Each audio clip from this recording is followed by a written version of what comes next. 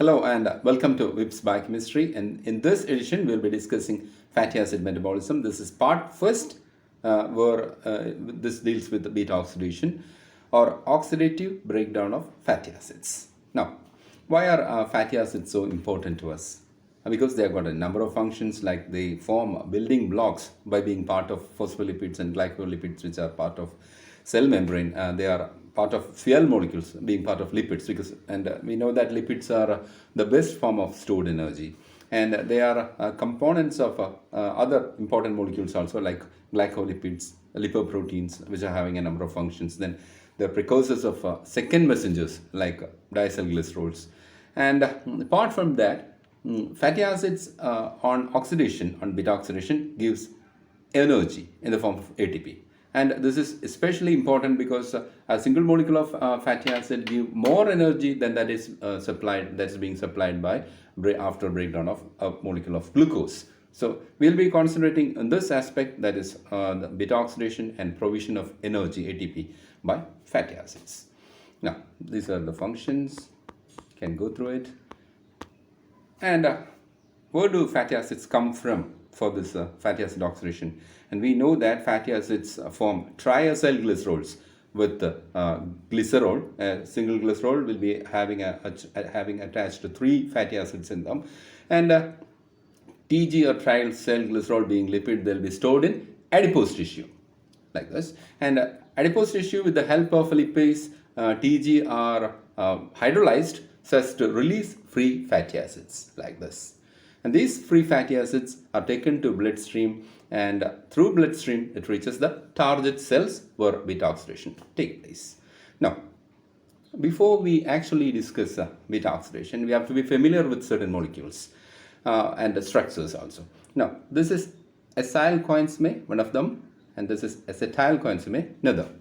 Here you can see that this coenzyme molecule is thioester linked. This is thioester linkage to a group here. This is called acyl group, having a fatty acid. This R group represents a fatty acid. So this is called acyl coenzyme or fatty acyl coenzyme. So these are synonymously used. Whereas here the thioester linkage is to an acetyl group. Here this is fatty acid is replaced by CH3 here. So this becomes acetyl coenzyme, acetyl group, and this becomes acetyl coenzyme. Now what is this coenzyme molecule? You can see this is the acetyl coenzyme, the big structure of acetyl coenzyme here. This up to here. This is thioester linkage, and this is acetyl group. And you can see beta mercaptoethylamine, pantothenic acid, 3-5-ADP parts in it, acetyl coenzyme. It's a big molecule. And this is acetyl group. And if this CH3, in place of CH3, if fatty acid comes, it becomes acyl coenzyme. So acyl coenzyme and acetyl coenzyme should not be confused. We will be discussing this further. We will be seeing these terms further as we proceed to see beta oxidation. Now, this is actually a comparison of fatty acid breakdown, that is beta oxidation, and fatty acid biosynthesis. Now you can see that this is almost a reversal of each other. It's not actually a reversal because these are compartmentalized into different locations. For example, breakdown as it happens in mitochondrial matrix, whereas synthesis occurs in cytosol. As also the enzymes involved are also different. So it's not a perfect reversal, but still you can see a process of reversal here. Here oxidation, hydration, oxidation, and finally a thiolysis or cleavage, that is breakdown of the molecule into 2 parts. Whereas in biosynthesis, what happens is that instead of this thiolysis, that is breakdown, here it starts with a condensation. Here it ends with a breakdown. This starts with a condensation. Then here oxidation, it's reduction here. Here hydration, it is dehydration. And here this process starts with oxidation, whereas this process, synthesis, ends in reduction, giving a larger molecule. So this is why it is considered almost as a reversal of process, but it's not an actual reversal. And okay, let us see what happens in beta oxidation.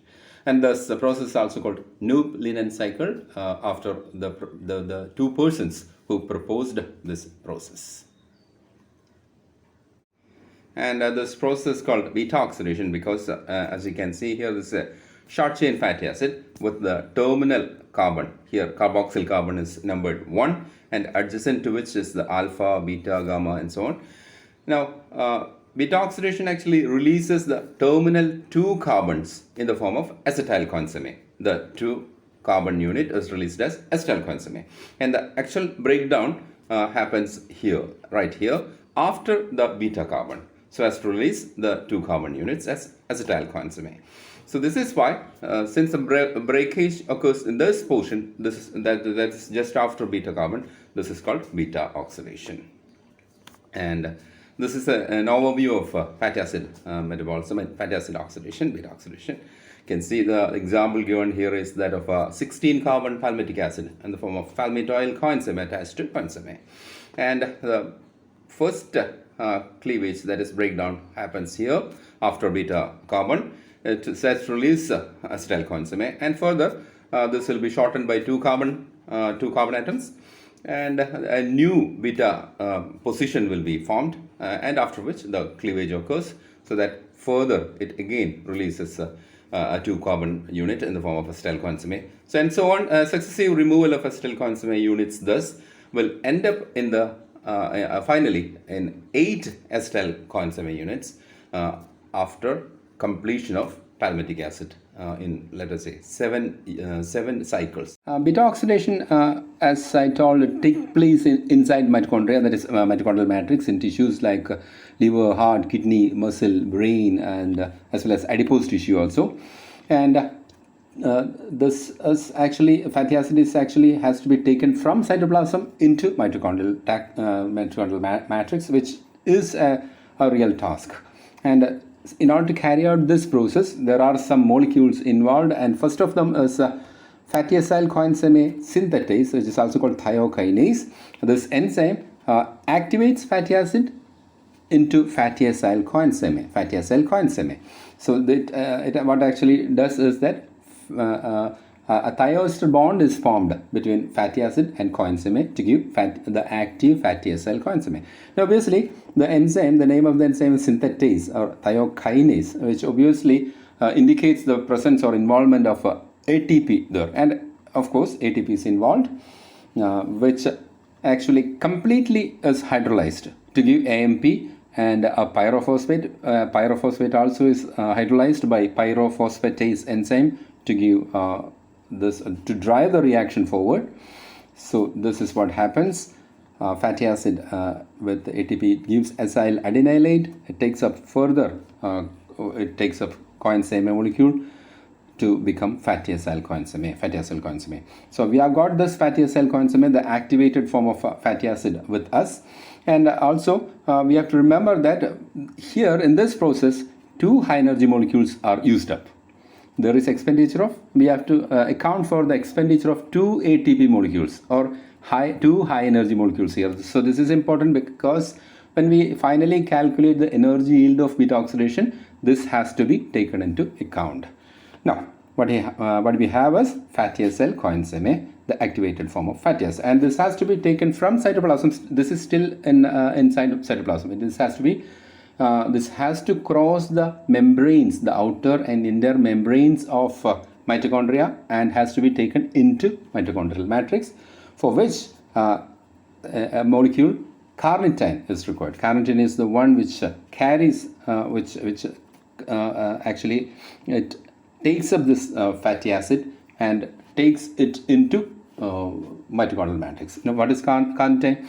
It's a quaternary ammonium compound. Usually L-carnitine is the one which is involved in biological systems, and you can just read these things. And what carnitine actually does is that here there is an OH group, and molecules like acetyl groups or acyl groups can be carried on this OH group. For example, I have given the example of an acetyl group being carried by L-carnitine here. And what is the actual role of carnitine in fatty acid oxidation?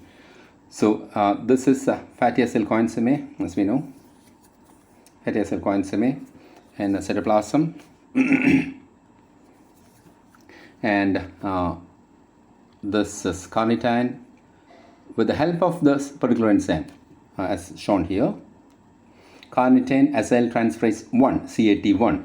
carnitine. Carnitine is actually acting like a carnivore here. It takes up fatty acid from a fatty acyl coenzyme and it carries fatty acid as acyl carnitine. And acyl carnitine, which is formed, this CAT is actually present in the outer membrane of mitochondria, on the outer membrane of mitochondria. And it carries through the intermembrane space and to this matrix through the inner membrane of mitochondria. And this is helped by a translocase enzyme. Translocase enzyme. The CT is it is also abbreviated as CT sometimes. This is actually carnitine acyl carnitine translocase. Carnitine acyl carnitine translocase. CT or just translocase.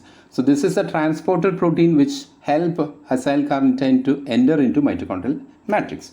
So now acyl carnitine has reached the mitochondrial matrix, and what the next step is involves CAT2 or carnitine acyl transferase second. And what is that? Here acyl carnitine releases fatty acyl, fatty acid, which will be again substituted by a coenzyme to become fatty acyl coenzyme, and the carnitine is released here. Carnitine released will go back to cytoplasm like this. It goes back to cytoplasm so as to carry more fatty acid molecules into the mitochondrial matrix. So this is the role. So these are the roles of thiokinase enzyme, which activates fatty acid to fatty acyl coenzyme. Then carnitine with the help of CAT1 enzyme, it takes up from cytoplasm the fatty acid from cytoplasm. It is present on the outer membrane of mitochondria, takes up fatty acid from outer membrane, from cytoplasm actually. It crosses the inner membrane with the help of the translocase enzyme, reaches inner mitochondrial membrane, then crosses it, reaches mitochondrial matrix where it unloads fatty acids, and fatty acid will be substituted by coenzyme A. So that becomes fatty acid, becomes fatty acyl coenzyme A again, and carnitine goes back through translocase again to the outer membrane so that it can carry more fatty acids. So this is the role of carnitine in fatty acid oxidation. So this is further illustrated here. This is cell membrane, cytoplasm, fatty acid is here with the help of the membrane bound thiokinase. It is actually membrane bound. Outer mitochondrial membrane bound, outer membrane bound, this particular enzyme, and fatty acyl coenzyme A, the CAT on the outer membrane, CAT on the inner membrane, and this acyl carnitine, this is carnitine translocase, this is acyl carnitine goes back, whereas fatty acyl coenzyme A remains, which will be taken to beta oxidation so as to produce a specific number of acetyl coenzyme depending on the number of carbon atoms in this particular fatty acid. So let us straight go to the actual oxidation process with the fatty acyl coenzyme with us.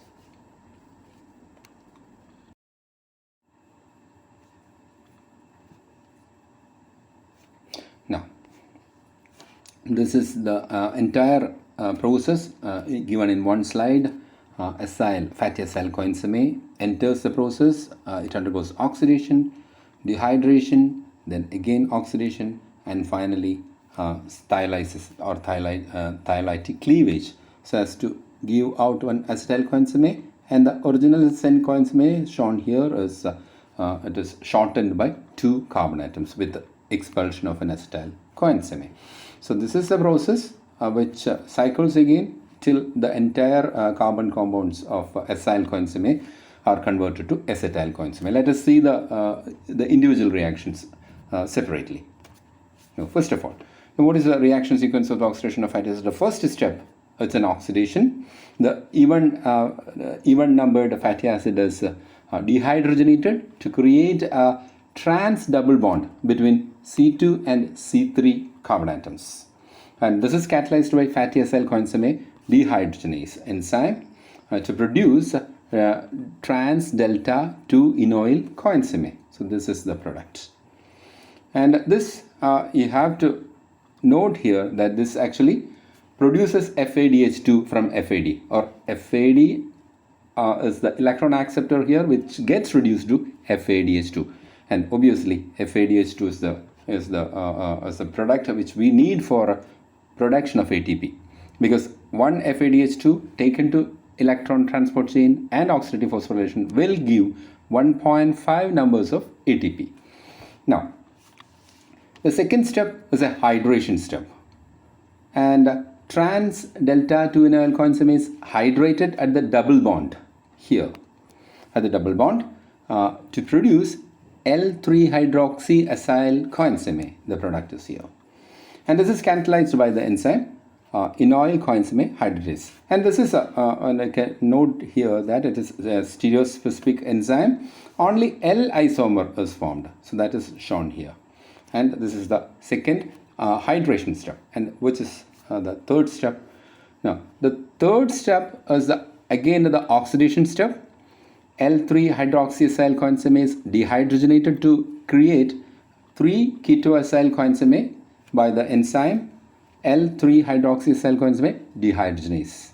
And here again, this particular enzyme utilizes NAD plus as an electron acceptor, which gets reduced to NADH, and this also is important in energy calculation because one NADH will provide you 2.5 ATP molecules. So this again is important.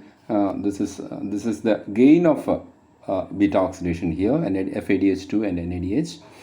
Now the last step. The last step involves thiolysis, which occurs between C2 and C3. That is the alpha and beta carbons of 3-ketoacyl coenzyme. The thiolase enzyme which is involved here, thiolase enzyme, it catalyzes the reaction when a new molecule of coenzyme A which enters here and breaks the bond by nucleophilic attack on C2. This one. This is C1, this is C2 here. This actually releases first two carbon atoms, these two carbon atoms, as acetyl coenzyme, as you can see here. Acetyl coenzyme. And what remains is fatty acyl coenzyme, which is shortened by two carbon atoms. And this process actually continues. These four processes, that is oxidation, hydration, then oxidation, and further thiolysis continues until the entire chain is cleaved into acetyl coenzyme units. The final cycle actually produces two separate acetyl coenzyme instead of one acyl coenzyme and one acetyl coenzyme. So it is actually if palmitic acid is taken as an example, which consists of 16 carbons in it, we do not require 8 cycles. We require 7 cycles only, because the last split creates 2 molecules of acetyl coenzyme. So for a 16 carbon palmitic acid, we require 7 cycles, and make it clear, it's not 8 cycles. The last portion will be having 4 carbon units in it, which will be split at the middle to give 2 acetyl coenzyme units, which means for 16 it is 7 cycles. So that means 7 FADH2, 7 NADH, and 8 acetyl coenzyme molecules. So this is what happened. This is a slide which we just went through earlier. The first acetyl coenzyme, the palmitoyl coenzyme, is taken as an example. It is shortened by 2 carbons. Now further again another cycle of this oxidation, hydration, oxidation, thiolysis goes on. Another acetyl coenzyme is produced. So that is goes on to give 8 acetyl coenzyme molecules. And now energy calculation. Just go through this. 2.5 ATP per NADH, 1.5 ATP per FADH2, and 10 ATP per acetyl coenzyme which passes through TCA. Just to remind here 10 ATP, that is actually 3 NADH, 1 FADH2, and 1 GTP are obtained when one acetyl coenzyme passes through TCA cycle. So that accounts for 10 ATP. So this is the calculation. Per cycle we get 14 ATP per cycle. which means 14 into 7, that is 98, plus 1 molecule of acetyl consummate. It gives 108. Let us see how this calculation works. What is the energy yield of 16 carbon fatty acid typical saturated palmitic acid? No, the yield is 7 FADH2, 7 NADH, and 8 acetyl consummate. And how much energy does this generate? Let us see. 7 FADH2 gives 10.5 ATP.